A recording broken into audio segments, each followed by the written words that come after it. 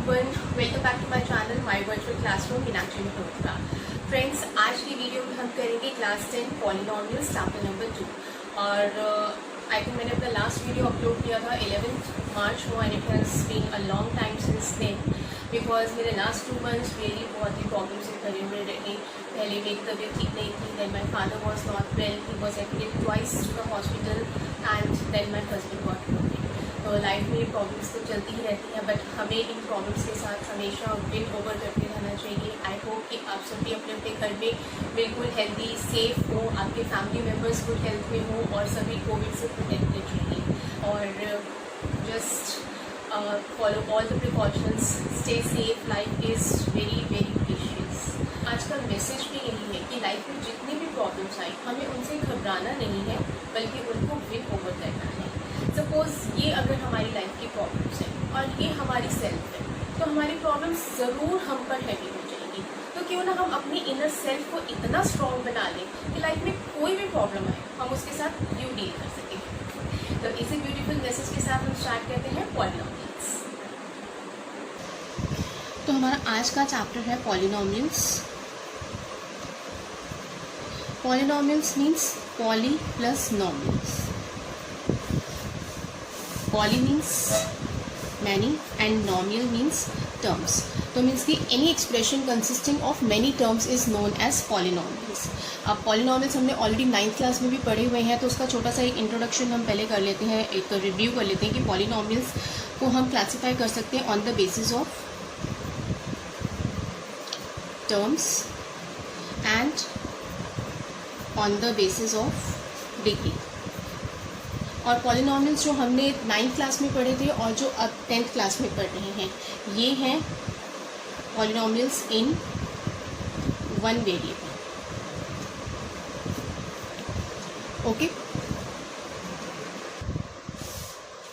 तो फर्स्ट हम इनको क्लासीफाई करते हैं on the basis of their terms कि नंबर ऑफ टर्म्स कितनी है। Suppose if I right 2x, तो दिस इज़ अ पॉलिनोमियल और इसमें एक ही टर्म है, इसको हम कहेंगे मोनोमियल। ठीक है, सपोज नेक्स्ट x प्लस 1, इसमें 2 टर्म्स हैं, तो it is known as binomial. जिसमें 3 टर्म्स होंगी x square plus x plus 1, उसको हम कहेंगे ट्राइनोमियल। मेरी राइटिंग थोड़ी सी अच्छी है, ठीक है। और जिसमें 4 टर्म्स आ जाती हैं, suppose x cube plus x square plus x plus 1, इसको कहा जाता है क्वाड्रीनोमियल। ए क्वाड्रीनोमियल बिकॉज इसमें 1 2 3 4 टर्म्स आ जाती हैं, और जिसमें मोर देन 4 टर्म्स हैं उसको हम कहते हैं पॉलिनोमियल ही कहेंगे, बिकॉज वो आपके सिलेबस में भी है भी नहीं। तो जो सिलेबस के हैं वो वेन यही हैं, इनको हम कहते हैं पॉलिनोमियल। और ये जो हैं मोनोमियल, बाइनोमियल, ट्राइनोमियल, क्वाड्रीनोमियल, ये इनके अपने स्पेशल नेम्स हैं। इसके बाद नेक्स्ट आता है on the basis of degree. Degree का मतलब क्या है कि हाईएस्ट पावर ऑफ वेरिएबल। अब अगर हम यही वाले एग्जांपल्स चेक करें, इस एग्जांपल को चेक करते हैं, तो इसमें 1 वेरिएबल है, सभी x की ही टर्म्स में है, तो only there is 1 variable x।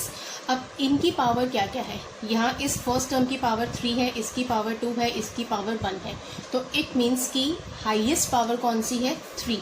तो degree of the polynomial will be 3। तो अगर मैं इनकी यहाँ पे डिग्रीज लिखती हूँ, तो इसकी डिग्री कितनी होगी, 1, इसकी डिग्री भी 1, इसकी डिग्री मीन्स कि इसकी पावर यहाँ पर 2 है, इसकी पावर 1 है, तो हाईएस्ट पावर विल बी 2, तो degree will be 2, and in this case highest power is 3, so degree is 3।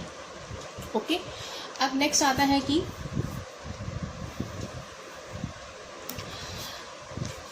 Polynomials के बारे में थोड़ा सा और पढ़ते हैं।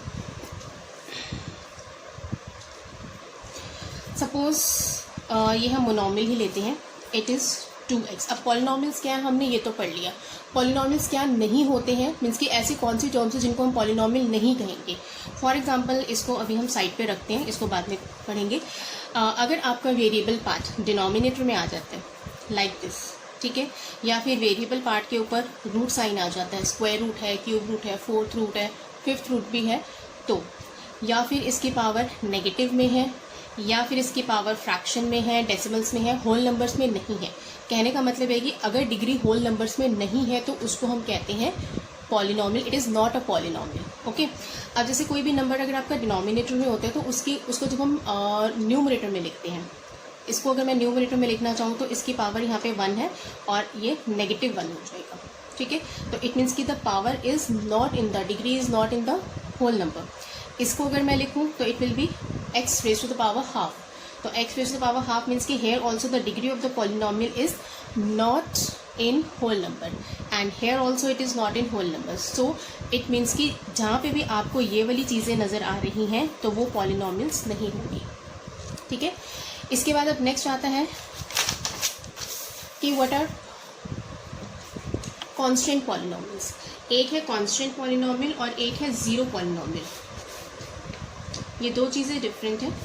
कांस्टेंट पॉलिनॉमियल जैसे कि suppose if I right 2x, तो ये तो हुआ मोनोमियल, बट ये कांस्टेंट पॉलिनॉमियल नहीं है बिकॉज यहाँ पे जो वेरिएबल पार्ट है ना इसकी डिग्री 1 है, वेरिएबल पार्ट एग्जिस्ट कर रहा है। But if I write it only as 2, ठीक है, तो 2 इज़ अ कांस्टेंट नंबर और इसको हम कहते हैं कांस्टेंट पॉलिनॉमियल। ओके, अब नेक्स्ट आता है कि इसकी डिग्री क्या है। इसमें तो हम लिखते कि क्लियर बता सकते हैं कि डिग्री इसकी 1 है, बट इसकी डिग्री क्या होगी। यहाँ पे तो कोई वेरिएबल पार्ट है ही नहीं, तो जब वेरिएबल पार्ट ही मिसिंग है तो उसकी डिग्री हम कैसे फाइंड करेंगे। तो 2 को हम क्या लिख सकते हैं, 2 × 1 लिख सकते हैं।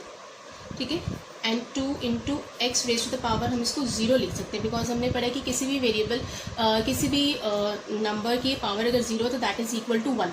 तो इट मीन्स कि इसको जब हम इस फॉर्म में लिखेंगे तो यहाँ से हम इसकी डिग्री लिख सकते हैं, इट इज़ 0। ओके, इसके बाद नेक्स्ट आता है ज़ीरो पॉलिनॉमियल क्या है। तो ज़ीरो मीन्स कि इसको हम कांस्टेंट पॉलिनॉमियल भी कहेंगे, कांस्टेंट पॉलिनॉमियल भी है और ये ज़ीरो पॉलिनॉमियल भी है। ठीक है, but 2 is constant polynomial is only constant polynomial, but zero polynomial can be a constant polynomial. अब इसकी डिग्री अगर हम चेक करें तो 0 कैन बी रिटन एज 0 × 1 और 0 × x raise to the power अगर हम यहाँ पे 0 लिखते हैं या फिर 0 × x raise to the power 1 लिखते हैं, 0 × x raise to the power 2 लिखते हैं, 0 × x raise to the power 3 लिखते हैं या 300 भी लिख देते हैं, तब भी इसका आंसर क्या आएगा, 0 ही आएगा। तो मीन्स कि इसकी पावर हम कितनी इंक्रीज़ करते जाएं उसकी कोई फिक्स्ड वैल्यू नहीं है, तो इसकी डिग्री होगी नॉट डिफाइंड, जिसको हम डिफाइन नहीं कर सकते हैं। ओके, तो आई होप ये तो क्लियर है। और ये है आपके 9th क्लास से रिलेटेड। 10th क्लास की बुक में I think constant polynomial, zero polynomials नहीं है, मीन्स इनका इंट्रोडक्शन पार्ट में नहीं दे रखा है चैप्टर से पहले। तो अब नेक्स्ट आता है कि जो 10th क्लास से रिलेटेड है वो। सबसे पहले तो हम स्टार्ट करते हैं लीनियर पॉलिनॉमियल, क्वाड्रेटिक पॉलिनॉमियल और क्यूबिक पॉलिनॉमियल, इन तीनों के साथ डील करना है। तो सबसे फर्स्ट है लीनियर पॉलिनॉमियल, सपोज x + 1। ठीक है, this is our linear polynomial. अब नेक्स्ट आती है कि इनके कितने हम नंबर ऑफ सॉल्यूशंस निकाल सकते हैं और इनकी जनरल फॉर्म्स क्या हैं। तो नंबर ऑफ सॉल्यूशन का मतलब क्या है, सॉल्यूशन का मतलब ये है कि सपोज अगर हम इसको इक्वल टू 0 लेते हैं तो जैसे हम कहते हैं ना x की वैल्यू निकालना या इसका आंसर निकालना, उसको हम कहते हैं सॉल्यूशन, या फिर उसको हम ज़ीरोज़ कह सकते हैं या फिर हम उसको रूट्स कह सकते हैं, या सिंपल लैंग्वेज में x की वैल्यू फाइंड करना भी कह सकते हैं। तो अगर हम इसमें फाइंड करते हैं, पहले हम इसकी जनरल फॉर्म लिखते हैं। इसकी जनरल फॉर्म होती है ax + b। इसको भी इक्वल टू 0 नहीं लेंगे because this is the polynomial only. जब हमें इसकी वैल्यूज़ फाइंड करनी है या रूट्स फाइंड करनी है, रूट्स का मतलब कि x की वैल्यूज़ फाइंड करनी है, तभी हम इसको इक्वल टू 0 लेके सॉल्व करते हैं। तो ये इसकी जनरल फॉर्म है। तो अगर हम इसको कंपेयर करें, मीन्स कि फर्स्ट टर्म्स को अगर हम कंपेयर करें और सेकेंड टर्म को अगर हम कंपेयर करें तो a is equal to 1 and b is also equal to 1। और इसके नंबर ऑफ रूट्स कितने निकलेंगे ये डिपेंड करता है डिग्री ऑफ द पॉलिनॉमियल के ऊपर। If degree is 1, number of roots का मतलब कि x की कितनी वैल्यूज़ निकलेंगी, 1। ओके, अब नेक्स्ट लेते हैं क्वाड्रेटिक का example. Suppose 2x² + x + 3। Okay, अब इसमें आप देखिए कि डिग्री क्या है, डिग्री इज़ 2 और इसके जो नंबर ऑफ रूट्स निकलेंगे, मीन्स के जो x की वैल्यूज़ निकलेंगी वो भी 2 ही निकलेंगी। नेक्स्ट अगर हम इसकी जनरल फॉर्म देखें तो इसकी जनरल फॉर्म होती है ax² + bx + c। और इनको जब हम कंपेयर करेंगे तो a is equal to 2, b is equal to कुछ भी नहीं इसके साथ तो 1 and c is equal to 3. c is the constant term है. ओके, इसके बाद नेक्स्ट आता है क्यूबिक पॉलिनॉमियल. क्यूबिक पॉलिनॉमियल का कोई एग्जांपल देखते हैं बुक में. Suppose 3x cube 2x square plus x minus 1, और इसकी जनरल फॉर्म होती है ax cube plus bx square plus cx plus d, और इसकी डिग्री है 3, और इसके नंबर ऑफ रूट्स मीन्स की नंबर ऑफ जो हम x की वैल्यूज़ निकालेंगे वो निकलेगी 3. ओके, अब नेक्स्ट आता है कि इसमें से भी अगर हम कंपेयर करके वैल्यूज़ निकालें तो जब हम इनको कंपेयर करेंगे तो a is equal to 3, b is equal to 2, c is equal to 1 and d is equal to -1 आएगा. Okay, and here d is the constant term, यहाँ पे c कांस्टेंट टर्म थी और यहाँ पर b कांस्टेंट टर्म है. तो इनकी जनरल फॉर्म्स पता होनी चाहिए, डिग्रीज और नंबर ऑफ रूट्स, यही 10th क्लास के सिलेबस के अकॉर्डिंग है. अब नेक्स्ट आता है कि ज़ीरोस फाइंड करने का तरीका क्या है. सपोज अगर हम लीनियर से ही स्टार्ट करते हैं, वैसे तो सॉल्यूशन फाइंड करने के 3 मेथड्स हैं. एक आप ग्राफिकली मेथड फाइंड कर सकते हैं, ग्राफिकली मेथड से, और एक फैक्टराइजेशन मेथड से, मीन्स की एल्जेब्रिक मेथड आप कह सकते हैं. ओके, और एक है कोफिशिएंट्स को कंपेयर करके, कोफिशिएंट्स की हेल्प से हम उसके मेथड फाइंड कर सकते हैं. कोफिशिएंट्स का मतलब क्या होता है? कोफिशिएंट्स का मतलब कि जैसे ये जो हमने वैल्यूज़ फाइंड किया ना, a b c, these are the coefficients. Suppose x square का कोफिशिएंट क्या है? 2. Here coefficient of x square is 2 and coefficient of x is 1. This is constant term. Coefficient of x cube is 3. Coefficient of x square is 2 and coefficient of x is 1. तो coefficients की help से भी कर सकते हैं. Graphical method लंबा होता है, वो तभी करना चाहिए जब आपको स्पेसिफिकली क्वेश्चन में कहा गया है यूज़ करने के लिए. अब नेक्स्ट आता है कि इनको चेक भी कर लेते हैं. सपोज ax प्लस b, ये है जनरल फॉर्म हमारे लीनियर इक्वेशन की. अब यहाँ से अगर हमने x की वैल्यू निकालनी है तो इसको सपोज पहले हम लेते हैं इक्वल टू 0. हमें दे नहीं रखा लेकिन हम इसको लेंगे let it is equal to 0.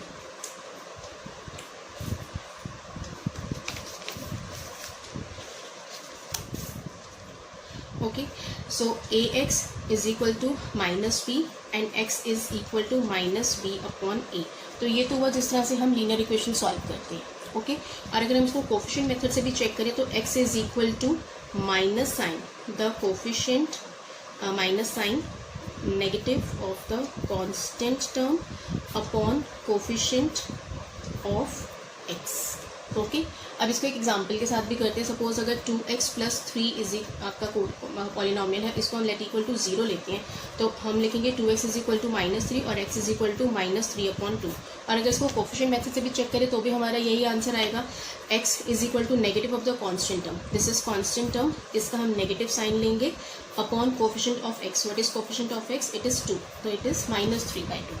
Okay, अब नेक्स्ट आता है सेकेंड, क्वाड्रेटिक. तो क्वाड्रेटिक के लिए कोई एग्जांपल सबसे पहले तो इसका देखते हैं. तो क्वाड्रेटिक का एग्जांपल हम यहाँ लिखते हैं let x square minus 5x plus 6. अब इसमें आप देखिए कि डिग्री कितनी है 2 और इसमें 2 वैल्यूज आएंगी x की. ठीक है, मीन्स की 2 रूट्स आएंगे इसकी. और इसको भी हम चेक कर सकते हैं कोफिशिएंट मेथड से, और नॉर्मली जैसे हम फैक्टराइजेशन करते हैं आइडेंटिटीज़ यूज़ करके, या फिर स्प्लिटिंग द मिडिल टर्म की हेल्प से भी इसको कर सकते हैं. तो इसमें हम स्प्लिटिंग द मिडिल टर्म करते हैं. सबसे पहले तो let's this coefficient be equal, this polynomial be equal to 0. और इसमें से अगर हम चेक करें, इसको फैक्टराइज करेंगे, ऐसे दो नंबर्स जिनको मल्टीप्लाई करें तो 6 आए और प्लस या माइनस करें तो 5 आए, तो वो नंबर्स होंगे 2 एंड 3. ठीक है, तो 2 एंड 3 दोनों को मल्टीप्लाई करेंगे तो 6 आ जाएगा, प्लस करेंगे तो 5 आएगा. तो it is x square minus 2x minus 3x plus 6 is equal to 0 and x. अब इनमें से क्या करेंगे, फर्स्ट टू लास्ट टू में से हम कॉमन ले लेते हैं. फर्स्ट टू में से हम x कॉमन लेते हैं, it is x minus two minus 3 इसमें से कॉमन लेते हैं और x minus two it is equal to 0। और जब भी आप फैक्टराइज करें तो आप देखिए कि जो दो ब्रैकेट्स हैं ना ये आपके एग्जैक्ट सेम आने चाहिए। अगर ये एग्जैक्ट सेम आ गए हैं तो इसका मतलब कि इस स्टेप तक आपकी फैक्टराइजेशन बिल्कुल ठीक है, चाहे आप आइडेंटिटी यूज़ कर रहे हैं, स्प्लिटिंग टर्म कर रहे हैं, जो भी कर रहे हैं। इसके बाद नेक्स्ट आता है x माइनस टू और x minus 3 it is equal to 0। अब फर्स्ट पहले हम इसको इक्वल टू 0 लेते हैं। Let x minus two it is equal to 0 और x की वैल्यू यहाँ से 2 आएगी। और next let x minus 3 is equal to 0 और x की वैल्यू 3 आएगी। तो हमारे पास दो रूट्स आ गए हैं, मीन्स कि x की दो वैल्यूज़ आ गई है हमारे पास 2 एंड 3, क्योंकि इसकी डिग्री 2 थी तो दो वैल्यूज़ आई हैं x की। समटाइम्स ऐसा होता है कि दोनों वैल्यूज़ बिल्कुल सेम भी आ जाते हैं, तो उस केस में हम उसको कहते हैं these are identical roots. Okay, अब नेक्स्ट आता है, अच्छा ये जो दो रूट्स आते हैं ना इनको हम दो नेम्स दे देते हैं, अल्फ़ा एंड बीटा। अब नेक्स्ट आता है कि इनको हम कोफिशिएंट मेथड से किस तरह से फाइंड कर सकते हैं। तो कोफिशिएंट मेथड से फाइंड करने के लिए मैं पॉलिनोमियल दोबारा यहाँ लिख लेती हूँ, it is x square minus 5x plus 6। तो यहाँ से सबसे पहले तो हम इनकी वैल्यूज़ चेक करते हैं, ax square plus B X plus C.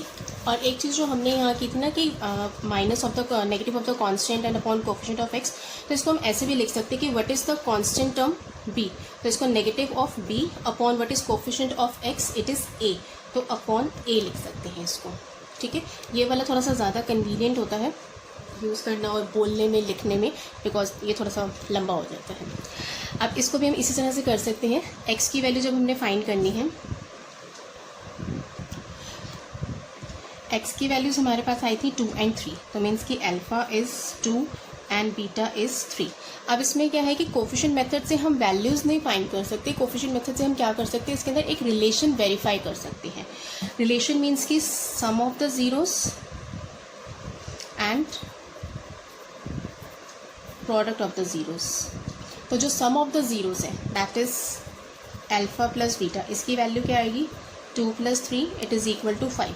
और इसको हम कोफिशिएंट मेथड से भी कंपेयर कर सकते हैं। कोफिशिएंट मेथड, तो sum of the roots is equal to minus B upon A, means कि negative of the coefficient of X upon coefficient of X square. तो it is minus B upon A क्या हो जाएगा, what is B here, B is already negative -5 है, यहाँ पे इनकी value लिख लेते हैं, A is equal to 1, B is -5 and C is equal to 6। तो minus B upon A means it is negative of -5 upon A is 1। तो ये दोनों कैंसिल हो जाएंगे और इसका आंसर +5 आएगा। और आप देखिए कि ये दोनों वैल्यूज हमारी सेम आ रही है, तो इट मीन्स कि दिस रिलेशनशिप इज़ वेरीफाइड। अब नेक्स्ट आता है प्रोडक्ट ऑफ द ज़ीरोज़। तो product of the zeros means alpha multiply beta, it is 2 multiply 3 that is +6। और इसको भी हम फाइंड कर सकते हैं कोफिशिएंट मेथड से, that is the product of the roots is equal to c upon A. c means की constant term upon coefficient of X square. तो it is constant term is, what is constant term here, 6 upon 1, तो it is also just 6 and 6, ये भी दोनों values हमारी same आ गई, means की this relationship is verified here. Okay, अब next आता है कि इनकी वैल्यूज़ हम और किस तरह से निकाल सकते हैं। एक तो हमने ये फाइंड किया एल्जेब्रिक मेथड से, एक हम फाइंड करते हैं इसको ग्राफिकल मेथड से। तो ग्राफिकल मेथड थोड़ा सा लॉन्ग है, वो मैं नेक्स्ट वीडियो में कवर करूँगी। अभी हम कंटिन्यू करते हैं इसी के साथ ही। ग्राफ का मैं एक छोटा सा इंट्रोडक्शन आपको दे देती हूँ। जो लीनियर इक्वेशंस होती है ना, उनके ग्राफ्स बनते हैं ऐसे लीनियर लाइन ग्राफ, मीन्स कि एकदम स्ट्रेट लाइन बनती है लाइक दिस। और जो क्वाड्रेटिक होते हैं इनके बनते हैं ऐसे पैराबोलास। पैराबोलास कई तरह के हो सकते हैं, ओपनिंग अपवर्ड हो सकते हैं, डाउनवर्ड हो सकते हैं, एक्स एक्सिस को टच कर सकते हैं ऊपर से, या फिर एक्स एक्सिस को ऐसे नीचे से भी टच कर सकते हैं, और हो सकता है कि ना भी टच करें। तो ये ओपनिंग अपवर्ड डाउनवर्ड टच करना और टच ना करना, इनके कुछ इंपॉर्टेंट सिग्निफिकेंस है। एक्चुअली अभी मेरे पास थोड़ा सा टाइम कम है, इसलिए मैं इस वीडियो को अभी शॉर्ट ही करूँगी। इसको हम डिटेल में नेक्स्ट वीडियो में ज़रूर करेंगे ग्राफ्स को। और जो क्यूबिक पॉलिनोमियल्स होते हैं, अभी मैंने क्यूबिक पॉलिनोमियल्स का टॉपिक लिया नहीं है, अभी सिर्फ क्वाड्रेटिक तक ही किया है। तो जो क्यूबिक पॉलिनोमियल्स होते हैं उनके ग्राफ्स इस तरह से बन सकते हैं,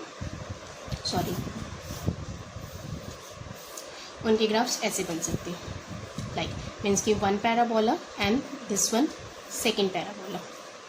ओके, तो आई होप कि आज के वीडियो के लिए इतना सफिशेंट है, बिकॉज थोड़ा सा आज मेरे पास टाइम कम है। नेक्स्ट वीडियो में हम इसके आगे का टॉपिक जो है क्यूबिक पॉलिनॉमियल्स का और ग्राफ्स को डिटेल में ज़रूर करेंगे। Thank you, stay safe.